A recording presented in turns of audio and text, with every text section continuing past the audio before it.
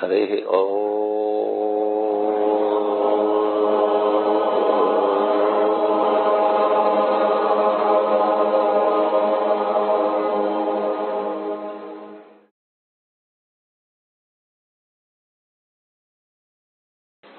మేధాం మే ఇంద్రో దదాతు మేధాం దేవి Saraswati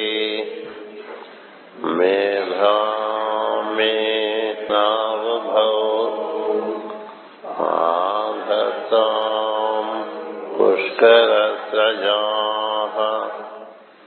ఆప్యాయంతు మమాంగాని walk ప్రాణశ్చక్షుశ్రోత్రమధోబల ఇంద్రియాణి చ సర్వాణి సర్వం బ్రహ్మోపనిషదం అహం బ్రహ్మ నిరాకుర్యాం మా బ్రహ్మ నిరాకరోత్ అనిరాకరణమస్తు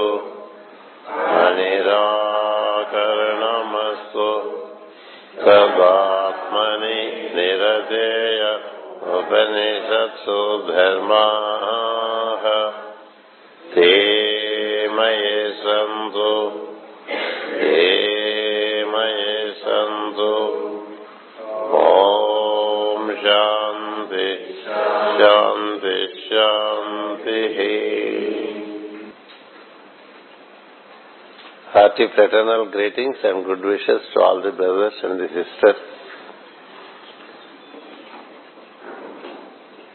For want of time, one more dimension which the Mother Earth spoke to the King Prithu was not informed in the morning. That I will inform now. The Mother Earth informed the King Prithu that thanks to the Creator that I have plentiful of food with me. Thanks to the Creator, I have plentiful seeds of food with me, which is in variety, which I am supposed to give to the beings of the earth. That is my work, that I keep offering food to the beings, because the seeds relating to food are impregnated in me by virtue of the knowledge with which the Creator has done that. The earth is full of, plentiful of food and variety of food, and the seeds are within me, and then these seeds have to be gained by the beings by doing something, not by itself. They cannot be given free. They have to demonstrate work. They have to demonstrate work to receive the food through these seeds. They have to work, and those who work, they deserve to be given the food. Those who do not work, if they keep on eating away the wealth on the planet, slowly the humans would not evolve. When we seek to live without working, when we seek to live without contributing, when we seek food without doing anything for the food, then we turn out to be prisoners of the planet. We are all supposed to do something for the benefit of the others, thereby gain our eligibility to have food on planet. So we should gain the necessary skills to do, basically to produce food. The Mother says, the fundamental duty cast upon the beings on earth is to produce, is to gain produce from the earth by necessary cultivation. So the one who does not cultivate and yet eat is a pilferer. A person who does not cultivate the earth, how does he deserve to eat the food that is coming out of the earth? Be it fruits, be it vegetables, be it cereals, be it pulses. How do you deserve to eat unless you have done something in relation to production of food? So there were umpteen number of times in the past that the crooked intelligence of man started misappropriating the produce or the resources of the earth, not contributing anything to the earth, and denying the needed facilities to those who produce the food. See, there are very few who produce, there are many who eat. Isn't it?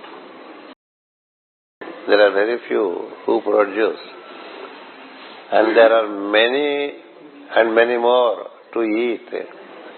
This is not acceptable according to law. Originally, the entire human society was agrarian.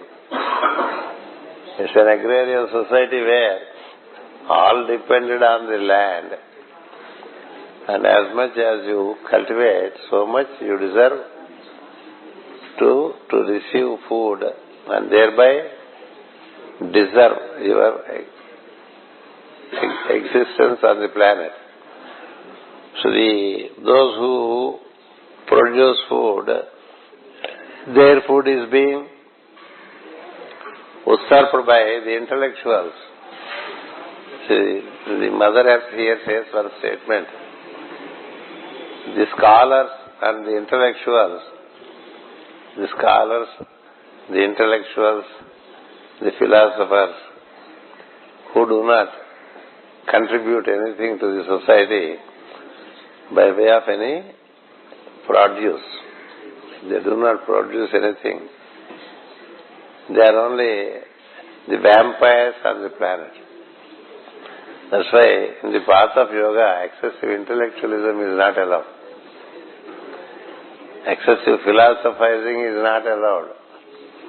You are only selling birds and trying to eat food. You are not producing food or any product unless you contribute to the gross national product. You are not a contributor. You either directly contribute to the gross national product or global product, or you support those who are contributing to the gross global product. If you don't produce anything and you are only just an intellectual doing nothing except vocal exercises, such people, according to the earth, they are all pilferers.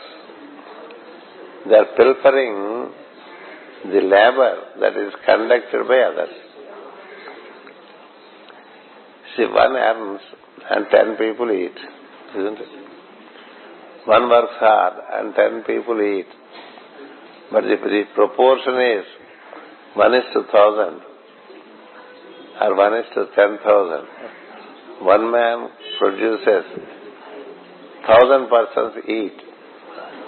Then the equation gets into an unreasonable and unfair situation. So there are more to eat, but there are less to produce. There are more to eat, more number to eat, and very little number to produce. The earth cares for those who produce and those who support the ones that produce. The earth cares for those who produce and care for the ones who support the activity of cultivation, meaning production. You neither produce nor you support the activity of cultivation. You are not contributing anything to the wealth of the earth. You have to through your cultivation, through your production of various products, you are contributing to the wealth and you deserve to live here. If you do not do these things, then they have to be educated. Further, there are teachers. Those who are not indulging in contributing to production, those who are not producing, they have to be educated that they have to do that work. They have to do that work. If you do not do that, then they come to the category of pilferers. That's why teachers have come to be, who also cultivate and teach. There are teachers who also contribute to the society and also teach. Just teaching and living on teaching is blasphemy. See, there are professional teachers of wisdom. They keep on teaching, collecting money and live on it. What is their contribution? Nothing. A true teacher is one who demonstrates in life that he also works to contribute to the society. He demonstrates it and he teaches how to contribute to the society. This is something very fundamental which the intellectual humanity has forgotten. In the modern society, am I contributing to the society? Am I contributing anything to the society? So if a teacher does it, he is the one who is. If the teacher is just teaching but not contributing to the society through one service or the other, he is a pilferer. Likewise, if the ones who are supposed to protect this law, they are the kings. The kings are also supposed to cultivate. Originally that was the spirit of cultivation.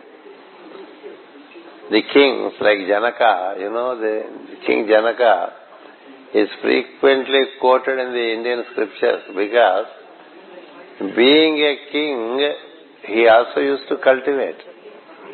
I am king, I just sit on a silver throne or golden throne or diamond throne. You cultivate and you give me food. He is a king of ignorance. Janaka was a king initiate. So he was himself cultivating and he was teaching the subjects how to cultivate, how to follow the seasons, how to treat the bulls with which they cultivate, how to treat the co-workers, how to feed them. And then by doing that kind of work of goodwill, then the king deserves to be a king, because it is his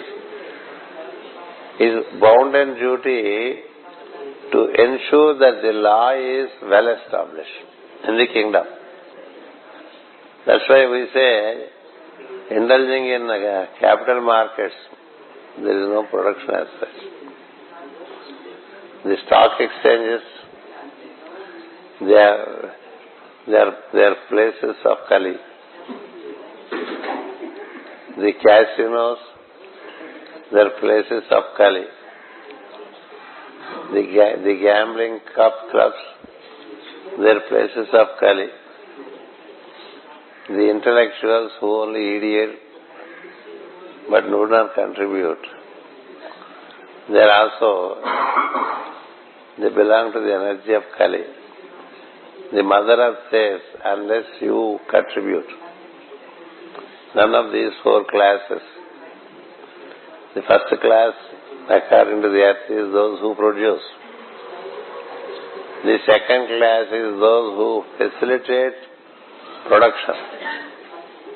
Ancillary services that enable production.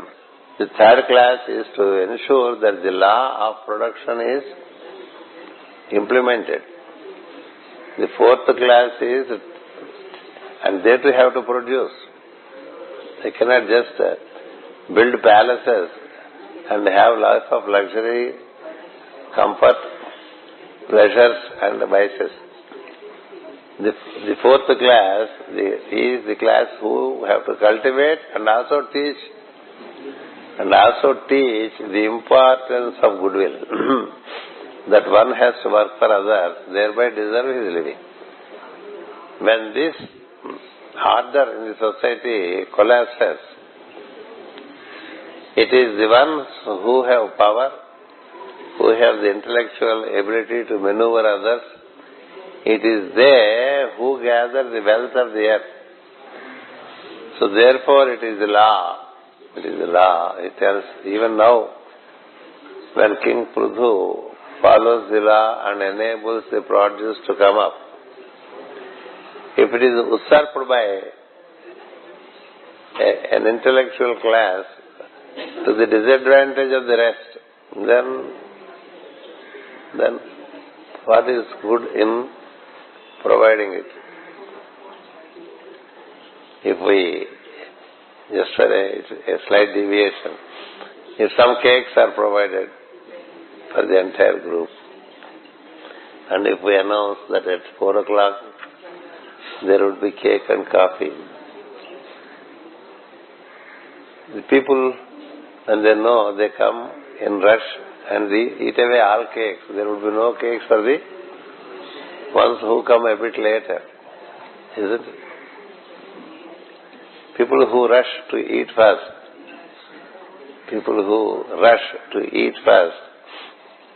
they do not care for those who would come later, isn't it? Many times if they come at 5 minutes after 4, there is no more cake. Because all cake is eaten away in 5 minutes and there is no cake for others. Such ones are called pilferers. Because you don't care for all. You care only for yourself. That's why the Mother Earth says, the one who cares to fill others' stomachs, the one who cares to fill others' stomachs before he fills his stomach is the one whom I appreciate. The one, see for example, a lady at home, she cares for all the stomachs of the residents of the house and later she eats. She is blessed. The person who runs first to the dining table or to the eating plate, he is not seen well by the earth. Because you care for your stomach, in you there is no caring for others' stomachs. That's why Bhagavad Gita says, he is pilferer who eats for himself. He is pilferer who eats for himself. That's how it is. Before you eat, if you inquire, did all others receive? Have all others eaten? In fact, it is introduced as one of the lawful regulations for a householder. A householder is not supposed to eat unless he ensures that all the members in the house have eaten. So when you eat, whatever is left over after all others eat, it is called the sacrificial fruit. Sacrificial fruit. When you offer food to all, when all are satisfied, if something is left out, it is called the sacrificial fruit. That leftover has greater value than the food that is eaten away initially by others. So seers, they never eat for themselves. They make sure that all others eat and later eat for them. and later eat for generals. These are the fundamental laws which are not taught in the modern world.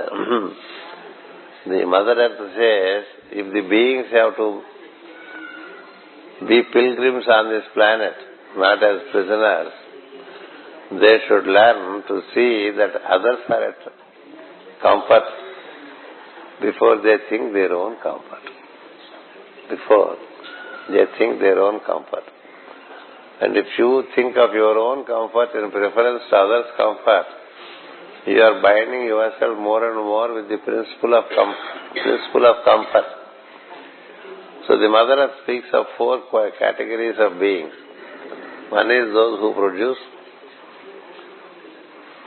The other is the ones who support production. The third one is to ensure production, ensure that all involved in the act of production. And the fourth one is to produce and also to teach how to produce. So how many teachers involved in contributing to the society by their own work? That's why a teacher is respected when he lives by contribution to the society and gives wisdom without any charge, without any cost. Teaching is not for sale. One cannot sell teaching and live by it. Selling teaching and living by it is blasphemy. And a king enjoying, as a ruler, enjoying the power but not producing, is also considered to be a diabolic king. He cannot ensure the welfare of the society. So all categories of people shall have to be directly or indirectly connected to production of wealth on the planet. Production of wealth on the planet.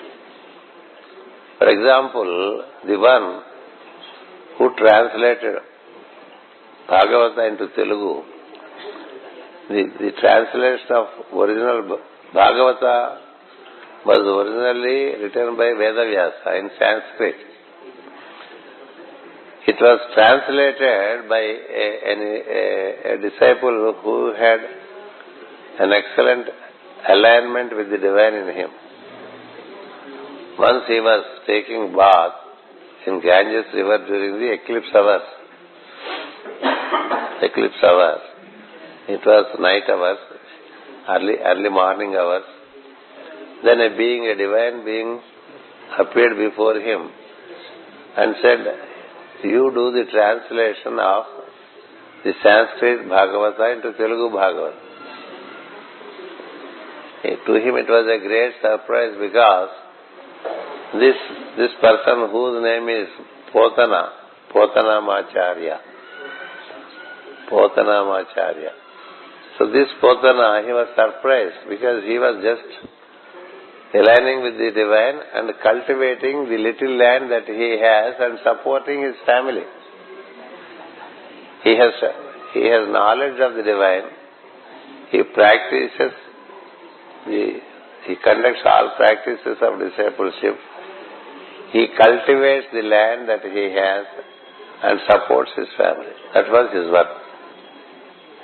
It is to him the divine appears and says, you translate Bhagavata, which was not translated by other scholars. And he was surprised. Who am I to translate? It is such an intricate Purana because it has cosmogenesis, it has anthropogenesis, it has all the doctrine of knowledge, it has the doctrine of devotion, it has the doctrine of rhythms, it has the doctrine of all 7 rays. Speak of all the 7-ray wisdom is available in Bhagavata. And it cannot be unlocked without the knowledge of astrology, etymology, time cycles, the science of meters, chandas, and the science of utterance, and the science of grammar, meaning the chemistry of sounds. So all this he had, but he believed in cultivating the land. cultivating the land, making produce, supplying that produce to the village, and then make a living for himself. That was the humble way of living. To him the Lord appeared and said, you do the work. You deserve to translate this book. Touchword, the Telugu version of Bhagavata has much more magnetism in it than the original version, which is accepted by all. The Telugu version of Bhagavata is a much better presentation of the original scripture of Bhagavata. He had a brother-in-law, this initiate Potana, he had a brother-in-law who also had similar knowledge.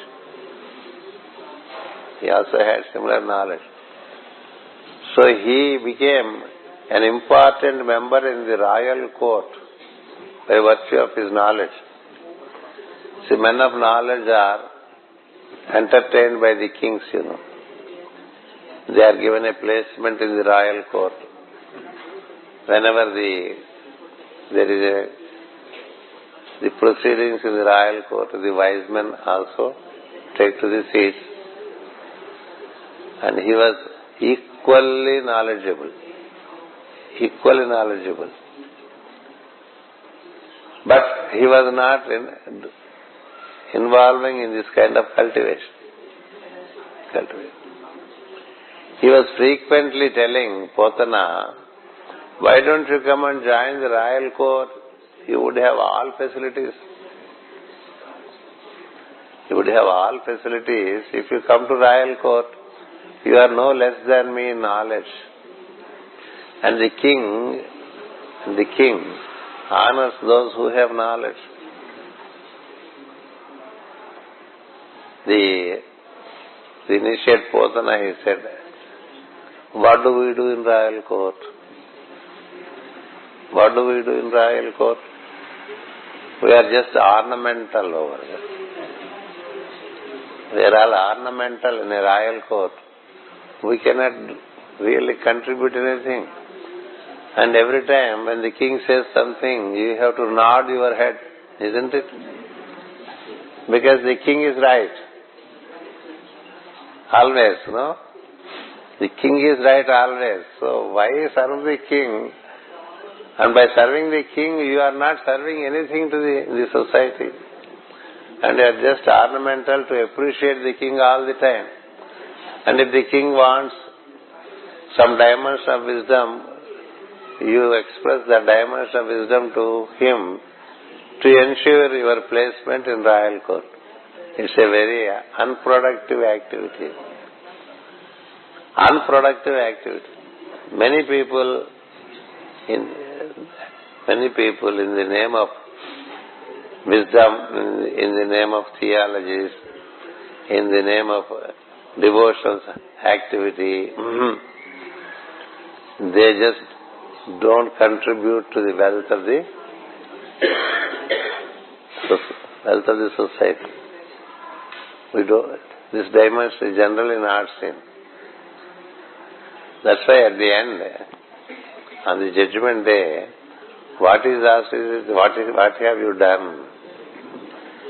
No one asks you, what is it that you know? What is it that you know is never asked. What is it you have done? How much benefit has flown through you to the society? What is your contribution to the society? So just the speakers, the intellectuals who do not contribute to the society, they cannot claim placement in the higher circles. They have to do cultivation. They have to produce. You should produce one thing or the other for the benefit of the society. If this does not happen in your kingdom, O Prithu, the same story will repeat again. Isn't it? Now that you have come, I cooperate with you, you bring out the wealth. But if this wealth, production, in this work every being has to involve. If not, there would be people who don't do work but they keep on eating, and there would be a very small section of people who keep producing, doing extra labor, and they are not well off. They are not. That's why this initiate Potanamacharya stands out among many other scholars, because he not only brought out such scripture but also demonstrated the wisdom in daily life. And his life was one of glory. And his cousin, who was in the royal court, ultimately his life ended in misery, because when the king is angry, you are gone. So this initiate Potana gently refused to join the royal court. We should serve the nature more than serving others. Should serve the nature more than serving others. Initially, all were living by agriculture. A king that does not pay attention to agriculture, a king that does not pay attention to production of natural products is not doing the right thing. Looking for oil under the earth, looking for gold under the earth, looking for precious metals under the earth, and trying to dig deep into the earth to exploit the treasures of the earth is all ignorant activity. The one who respects the land and draws the produce from the land, just like you draw milk from a cow. Drawing milk from the cow is different from drawing flesh from the cow. They are two different things, isn't it? If you take away the flesh of the cow, how will the cow live? Instead of eating the flesh of the cow, it is but wise, it is also much more tender and subtle and mannerly to accept the milk that the cow gives. So we even use the bones of the cows. We use the flesh of the cow. We drink the milk of the cow. We try to entirely utilize the cow to the point of its annihilation. So there is the wise one is the one who draws the wealth from the cow. We are all given the story of the hen with the golden eggs, you know. The hen every day gives a golden egg. So you take the golden egg and then fulfill all your requirements. Every day it is giving a golden egg. So the fellow got a brilliant idea. Why can't I cut open the stomach of the hen? Why can't I cut open the stomach of the hen and gain all eggs at a time? All eggs at a time. Why should I wait till tomorrow to get one more egg? That's our approach, because we have no patience. We have no patience to wait to next day, for the next day. So gain for the entire week, so 7 eggs at the same time, cut open the stomach, gain all the eggs, so that I don't have anything to do with the hen. So he has cut open the stomach of the hen, and there was nothing in it. The hen prepares an egg a day. The hen prepares an egg a day. Your ambition, your avariciousness would push you to ensure how to inseminate the hen in such a manner that you get more than one egg a day. That is why we have so many poultry farms, you know. It's not 1 egg a day. If it can be 1 egg every 8 hours, it is still better. We are crazy about more and more and more production. See how much useless production is happening on the planet and the related competition. Why can't we let the natural working? We have too many products and there is a competition between product to product and there is little money to buy all those products. That's how we work out our own nemesis. So we should not hurt the earth to receive from the earth. We should not hurt the earth to receive the earth. We have to please the earth and receive things. And when the earth is willing to offer its wealth to you in varieties of ways, you should know how to work for it and then take it. Just not take it like that. Just not take like that. That's why there was another initiate who is a king. He's called Janaka. This king was quoted by Krishna also in Bhagavad Gita.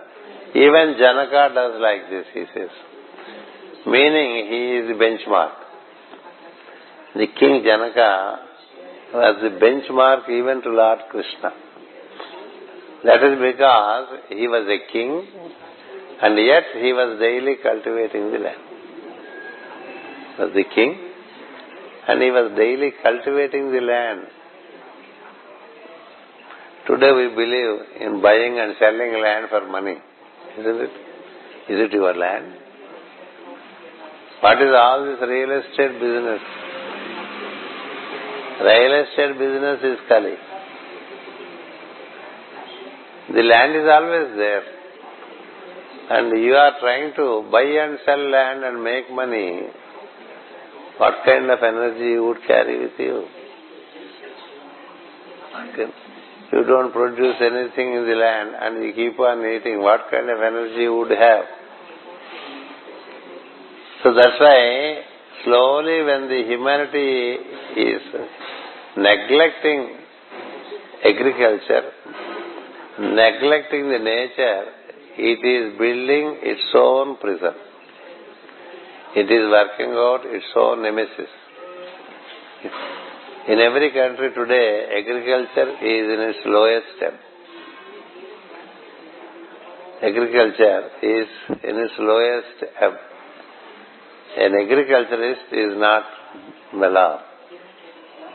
He is more exploited by the rest of the sections of the society. The man who grows does not get as much as the man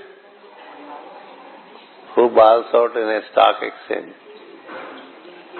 The stock exchange, they go on yelling out, buying, selling, buying, selling, buying, selling. Buying and selling a notional certificate, a notional share. It has nothing to do with the corporate. Such activity would result in ignorance entering into the beings. So the earth warned the king, in the next cycle, on account of your efforts, I yield wealth to the beings, and if the beings are not taught how to be respectful to receive, be grateful when you receive, grateful to the earth. We should be grateful to the banana tree when it gives a banana. You should not feel it is my right. Why should it give you bananas? It gives in such bunch each time, there would be more than 100, 200 bananas each time when it comes out. And in giving out a banana tree, life cycle is over. Surely once it gives out a bunch of bananas. ఎన్ని ఉంటాయి? 200 ఉంటాయా? It is between 150 to 200 bananas each time it gives. As it gives out, it dies. Meaning it's over. It has fulfilled itself. One banana seed gives out 150 to 200 bananas. and fulfills itself by offering it to the people. And we who eat bananas like monkeys, how do we deserve to eat that banana unless we have contributed to the banana tree? Isn't it? Somehow man has lost the dimension. He has become a privileged person on earth, but not a responsible person. He always cares for rights. What is my right? Fundamental right. We don't care for fundamental responsibilities. Wisdom wants us to shift from fundamental right to fundamental responsibility. Many times I narrate to you a story in the life of Jesus, where Jesus along with his disciple, they keep walking on these banks of the Galilee Sea, and the disciple keeps on asking questions, and the master keeps on answering the questions. Suddenly it becomes, say, around 10 o'clock in the morning. The disciple feels hungry. The disciple feels hunger. So when they look around, they find a tree, a fruit-bearing tree. So let us say a date tree. Because dates are very famous in Israel. So then when he saw the dates, the disciple was in great haste to collect the dates. And he has gone up the tree and collected the dates and ate some of them and offered some to the master. Because first he has to feed himself, his hunger. After feeding himself, then he thought of the master and he offered some to the master. The master looked at the disciple, and that look was a very inquiring look. There are many questions in it. The disciple said, did I do anything wrong? Should I have offered you first before I have eaten? Should I have offered you first before I have eaten? The master said, it's not that. It's okay, you have eaten because you are hungry. I am not offended because you ate first. But how did you collect the dates from the tree? What have you done to the tree to collect those dates? What have you done to that tree? Did you at least have the courtesy to collect? Did you at least have the courtesy to ask the tree, can I have your fruit? You did not. As if it is your date tree, you went up, you collected, you ate.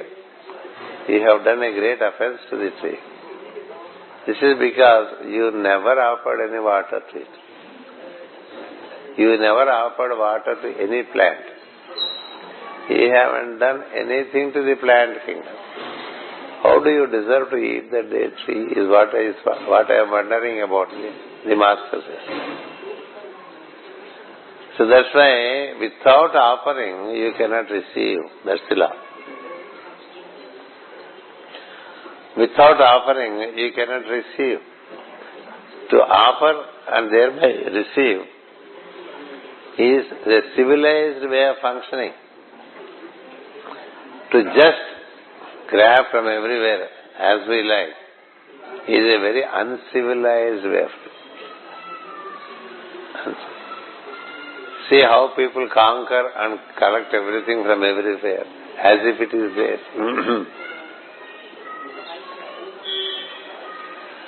So the earth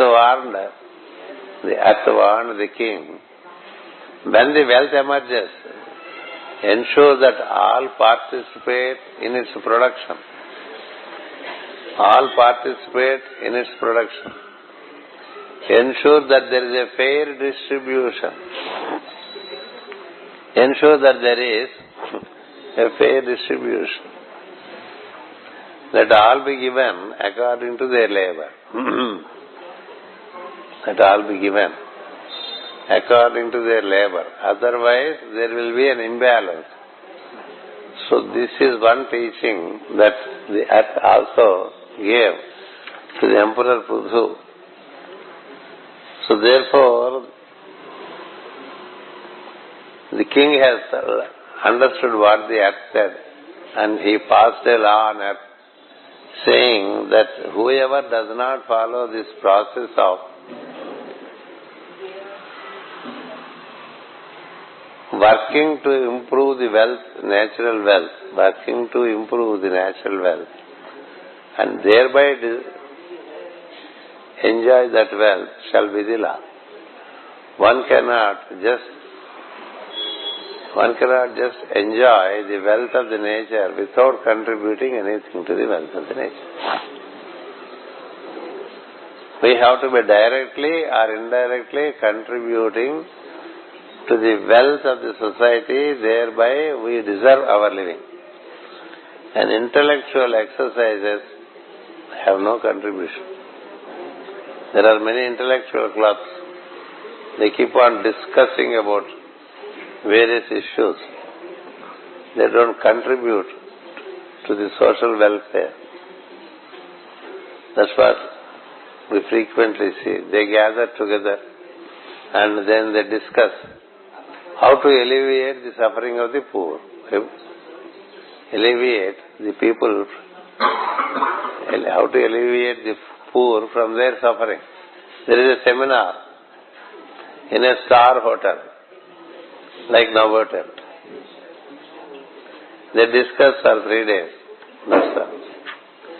Instead of spending money in a star hotel for 3 days to discuss, why can't we help some poor people directly? If we alleviate the poor from their suffering, even 2 or 3 or 4 or 5 persons, we have done much better than trying to discuss about it. There are also many projects which say how to eliminate hunger on the planet, isn't it? How to eliminate hunger on the planet. The best way to eliminate hunger on the planet is to feed a hungry person, that's all. That is the direct approach. Feed the hungry person. If every person feeds a hungry person, then there is already 50% coverage. 1:1. Why always discuss about how to eliminate hunger?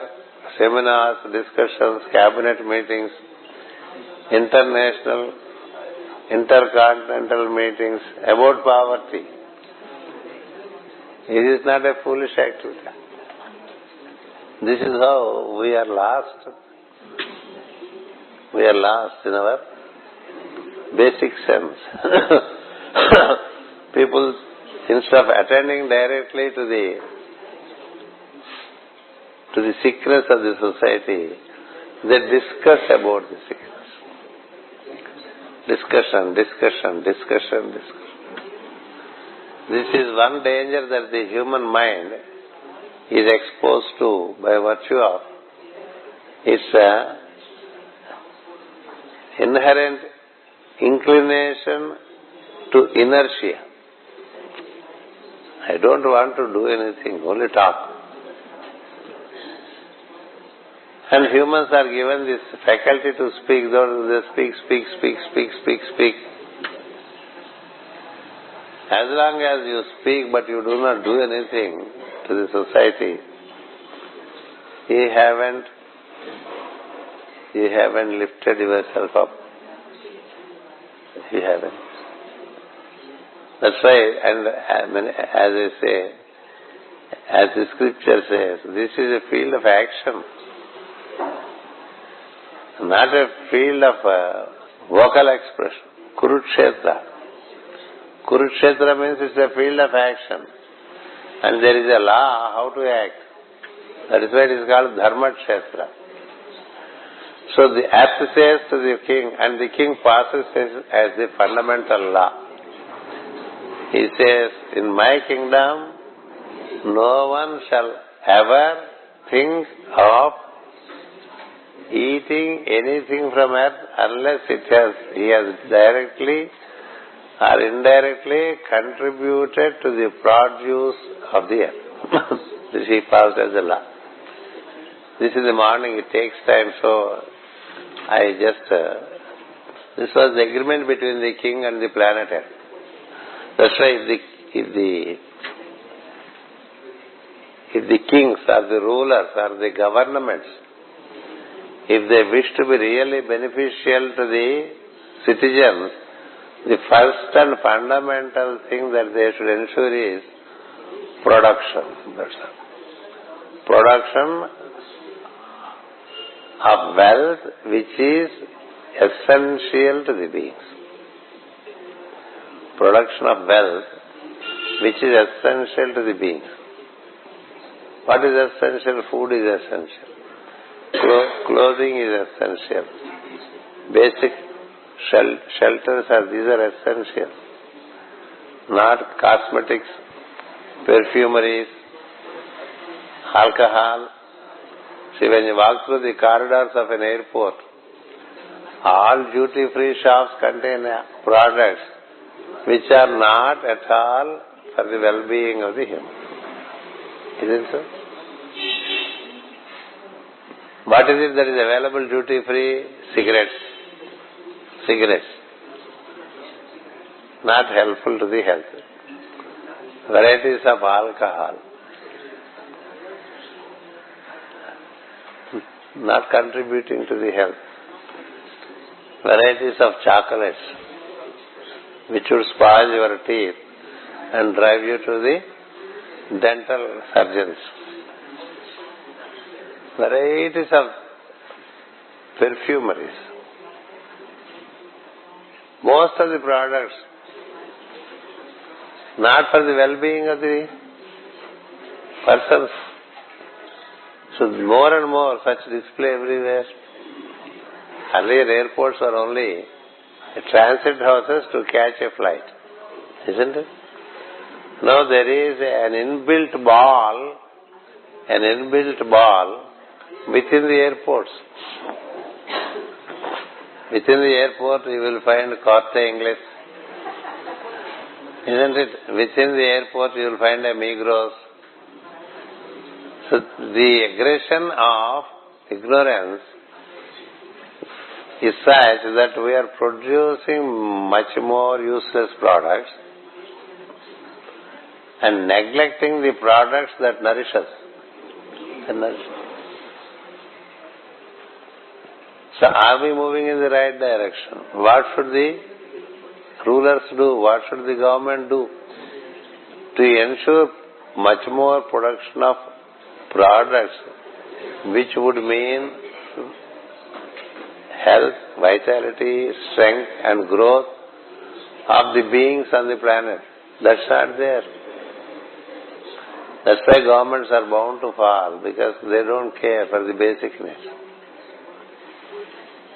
And more agricultural economies are dwindling, and more the artificial capitalistic economies are developing like monsters. And they would only bring doom, because ultimately what nourishes us is not available. If we have so many malls, so many buildings, but we don't have a food store to give us food, we don't have a vegetable market, how will you live? So therefore, producing products which contribute to welfare of the beings, which are mostly generated naturally. When you care for it, such a society would be blessed by Mother Earth, and they continue to receive. Otherwise, Mother Earth withdraws its fertility, withdraws its potential. So there were many fields south of India, which were called granaries of rice. In India, we have such rich fields. They produce abundantly rice, abundantly wheat, abundantly variety of fruits. Such fields slowly they are transformed into growing tobacco. In a field where you have to grow rice, if you start growing tobacco, the best of the tobacco is also produced in India. It is called golden leaf tobacco. Golden leaf tobacco. It is the best brand on the planet. But if you grow tobacco in a very fertile land, are you causing damage to human life or are you promoting human life? For 30 years, tobacco was produced in a field which was earlier used for rice. Today, that field has become a barren field, meaning nothing gets produced now. It has lost its fertility. So when it has lost its fertility, people started building houses there, meaning there is no more scope to produce it. We are translating many cultivable fields into housing colonies. When you have a long-range view, what are you doing? You are reducing the potential to produce food in favor of building things which are of cement and concrete, which do not produce anything. Which do not produce. Can we call this as wisdom? That's how it has happened many, many, many times. Don't think we are the first ignorant lot on the planet. Many times we came, many times we did the same thing. Many times we came and many times we did the same ignorant activity. If we say among the things that we buy, if we see among the things that we buy, most of the things that you buy to your welfare is sensible than buying things just for fashion. Buying things just for fashion is ignorance, isn't it? Buying things that will contribute to our welfare, to our vitality, to our health, to our strength, or to our unfoldment of consciousness, it should contribute either to life or to the light of the human. If an activity does not do that, it has no meaning in it. So this caution was given by the earth, and the king said, in my kingdom, no one has right to produce unless he contributes directly or indirectly to cultivation. You have to cultivate and then deserve your food. Or you support cultivation and deserve your food. Either way. But if you don't relate to any production, or if you do not facilitate, facilitating is ancillary activity like transportation. You transport seeds from one place to other place for cultivation. You transport food product from one place to other place. In the present context, we should understand that we should contribute something tangibly. It has to be a tangible contribution. Without a tangible contribution for the welfare of the beings, if you are breathing on earth, you are only wasting your time. So the law was passed like that. So then we come to the work of the Prithu. Prithu, he thought the first thing he has to do is to ensure that the beings get the knowledge of cultivation. Should get the knowledge of cultivation. They should also get the knowledge relating to the seasons. They should also have the knowledge of building right relation between each other. That according to their nature, they should either produce or support production, or protect those who are producing and supporting production, or produce and also teach how to produce better. That is constructive activity. So that's how the humanity, according to their nature, are seen in 4 categories, which eventually settle down in a distorted manner as 4 castes. They are not 4 castes, they are 4 types of nature. In us, all the 4 natures exist. In us, all the 4 natures exist. But one nature is more predominant than the other. On that basis, we work. Whatever is predominantly with us. Some are predominantly educative. They do little production, but they are predominantly educative about it. There are some who are protective. There are some who facilitate production. And there are some who produce. And there is no such thing as high class or low class. This high class, low class business is a kind of illusion that causes tremendous ignorance. Truly speaking, the high class is the one who tills the land. Truly speaking, the one who belongs to the highest class is the one who tills. If he can also facilitate production, he is still better. If he can protect the production, he is still better. If he can educate others about how to produce, he is in all the 4 dimensions. So on that basis, the 4 categories came. That means there are some who educate how to produce, but they too also involve in production. There are others who protect the producers, but they also involve in production. There are facilitators of production who also in a more or less way involve in production.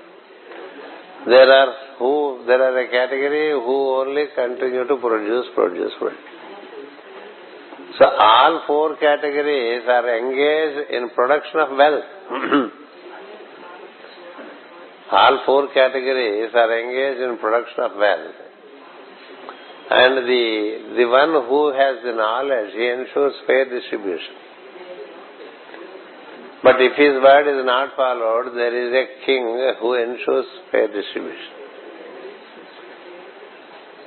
There is a prophet or an initiate in every kingdom who ensures fair play. When his wisdom is not acted upon, the king steps in to ensure fair play. But all the 4 sections are involved in production of wealth relating to the nation. When this understanding is there in education, we are better off. But our education never speaks of the human being an agent for production of wealth on the planet. He is never seen. He is more like an exploiter of everything. He only exploits all around. He wants to exploit the land, he wants to exploit the plant, he wants to exploit the animal, he wants to exploit the human, he wants to exploit the elements, he wants to exploit the devas, anything he wants to exploit for himself. So that is Kali. Kali means utter ignorance.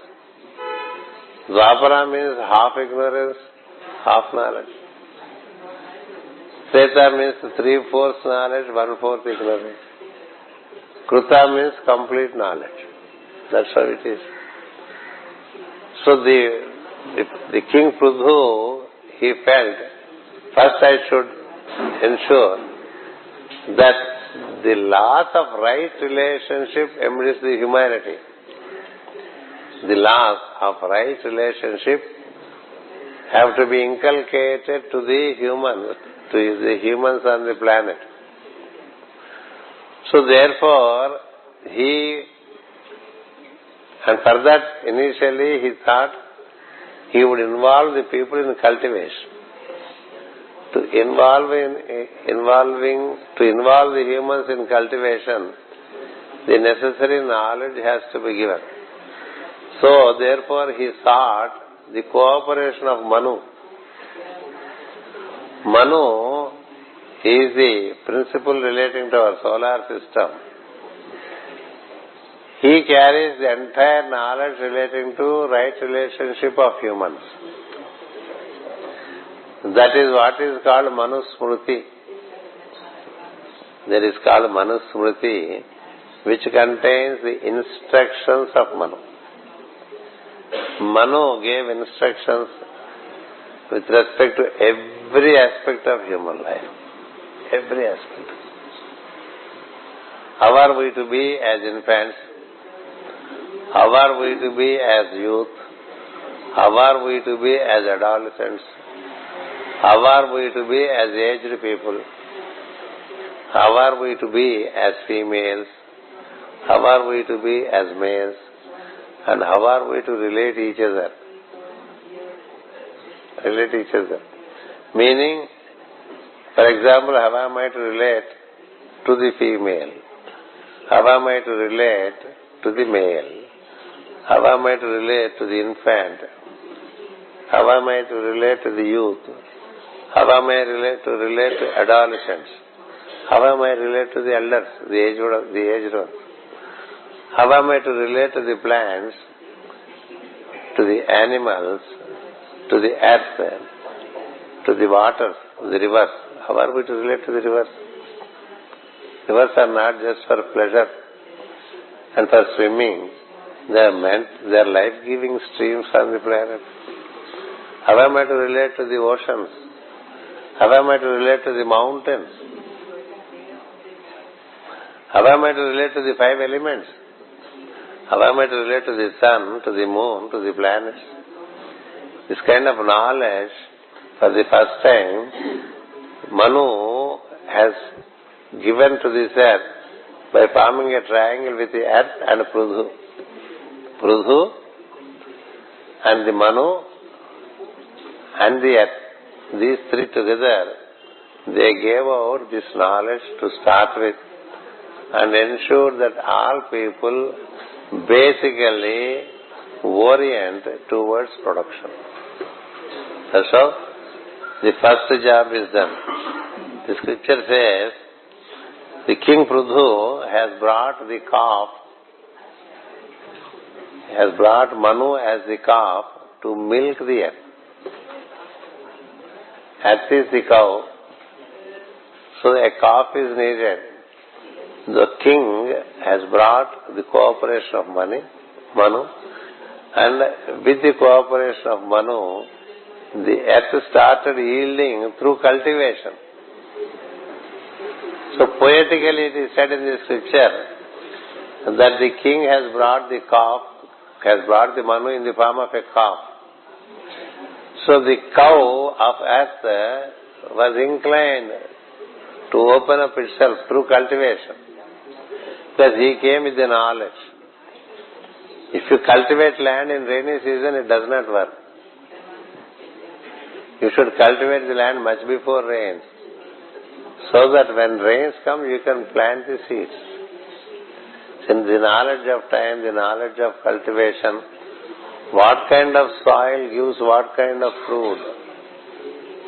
Different varieties of soils give different varieties of fruits. There are some soils which give many pulses. There are some other soils which give rice grains, wheat grains. Where the soil is full of moist and full of fertility, there you can grow the cereals, oshadhala. Where it is not all that mashy, wet, but somewhat dry, there you can grow pulses. If any one of you is an agriculturist, you would inform even better than me. Because I have only observed the cultivation. And if a cultivator, if you tell him, he will let you know when to plant a flower plant, when to plant a mango tree. It's not that just because there is land and you have a mango seed, you can insert it in the land and it grows. It's not like that. There are moon cycles. There are sun cycles. There is the quality of the earth. And there is the quality of the sun ray, which is different from winter to summer. There are so many dimensions in agriculture. When you know this, that is what Manu supplied. So he brought Manu as the calf, so that the cow of earth started yielding things. That's the first sentence. It's a poetic expression, meaning it is a cooperation between Manu and the king of the earth to enable earth to offer things to the beings. In accordance with the knowledge coming from Manu, the king ensured that the beings work so that the produce starts coming. So this has happened in the beginning of the story of the earth and the beings of the earth. Around the second half of the third race, which we call Lemurian race. Today we take everything for granted, Today we take everything for granted, but however, ancestors, they are no other than us. Please remember that. Only we forgot that we are the ancestors. We are there on the planet from the beginning. From the beginning. But we forgot. So therefore we recollect. So they worked hard to make the lands. Firstly, the king has himself, with the help of the beings, he has leveled the whole land. He has leveled all that was mountainous. He ensured that the lands were leveled. And then he ensured that the beings are taught how to cultivate. And as they cultivated, slowly the cereals start coming, meaning the staple food. Cereals are the staple food, like rice, wheat, maize, other things which are of staple food. Then you have pulses and vegetables as an add-on. So he, with the help of Manu, the knowledge of Manu, the king worked with the planet and started milking to start with the cereals. Oshadhal ante cereals English. Started milking the cereals because if you don't have other things, still you can sustain yourself on rice and wheat and maize. That's enough. Vegetables can be a comfort, isn't it? Fruits can be a luxury. So they will slowly come. To start with, it was the cereals. The earth also felt so very joyful to offer because it has basically, the earth has the principle of mother. The earth carries the principle of mother nature in it. So it was joyfully offering. And it was feeling the love towards the beings. Why? Because they are cultivating. We should not forget that the earth loves all beings. We should not forget that the earth would not love all the beings. It loves beings which works for it. Because the one who works for the land, with the land, he is not only working for himself, he is also working for so many. He If someone is growing a garden, a fruit garden, will he eat all the fruits for himself? How many fruits he can eat? A mango tree gives like 500 mangoes. A mango tree in the season, it gives 500 mangoes. If you have a mango garden, how many mangoes you will get? So the earth knows very well that this fellow cannot eat all the mangoes. They are meant for so many. See, the mangoes in this region, they go all over the country. So when you are working for so many, you are working for an unknown consumer. The bananas, which a banana tree gives, it is happy because one or the other will eat away that banana. 150 bananas. Even at the rate of 2 bananas a man, 75 people are satisfied. So the earth feels happy when someone produces it. So what? The second sentence says, the earth started treating the cultivators as her own sons. As her own sons. Because they are not only working for themselves, but they are mostly working for others. Annadata Sukhi Bhava. That's a statement, age-old statement. Let the cultivator be blissful, joyful. We should wish that the cultivators should be blissful, they should be joyful, because they are the ones who toil in the field. They toil in the field without shelter, Today we move in air-conditioned cars, but if you go through the land of Spain, which I went through, there are so many olive gardens all over, where the persons work for the olive fruits and olive oil in hot sun, in dry weather, isn't it?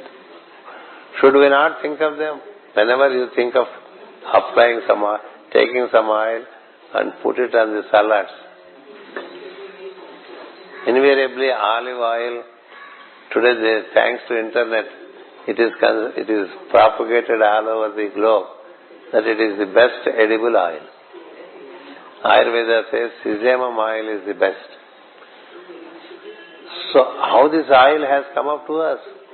Be it sesamum or be it olive oil, it came to us, we spread it on the salads and we eat it. But who is responsible for this?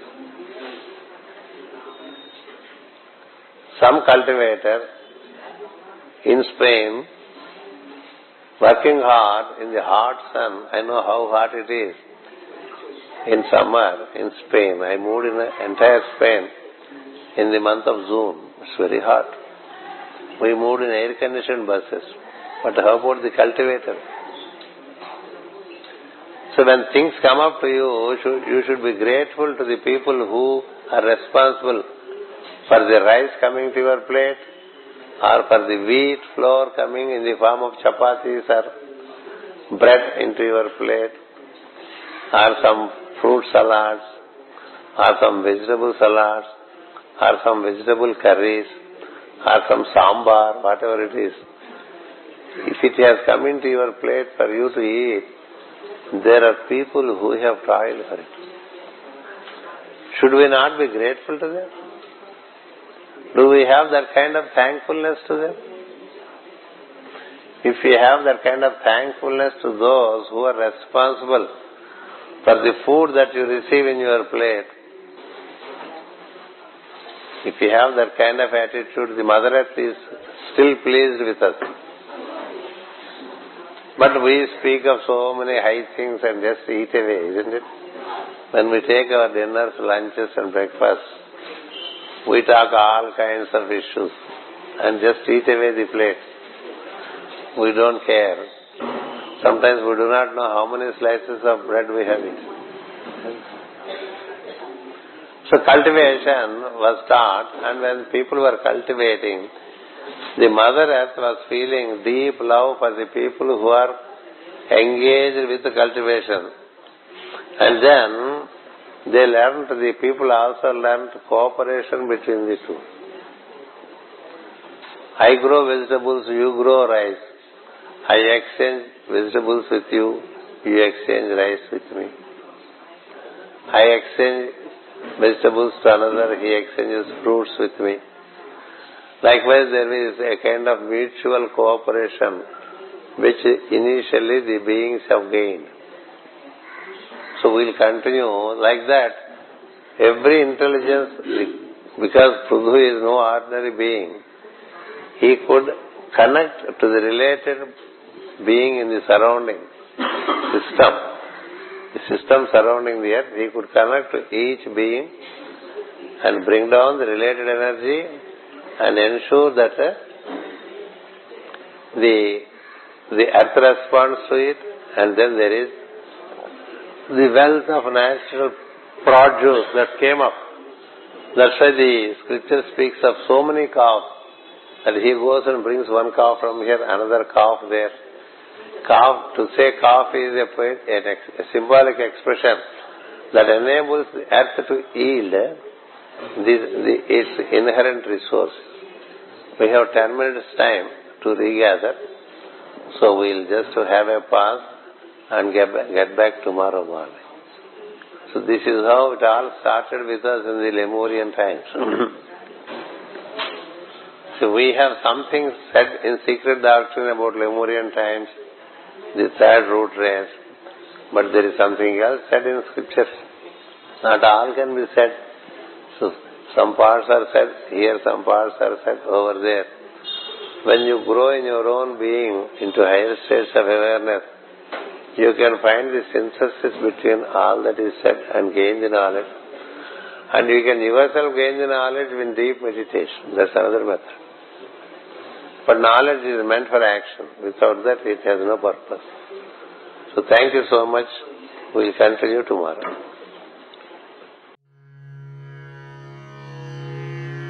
Om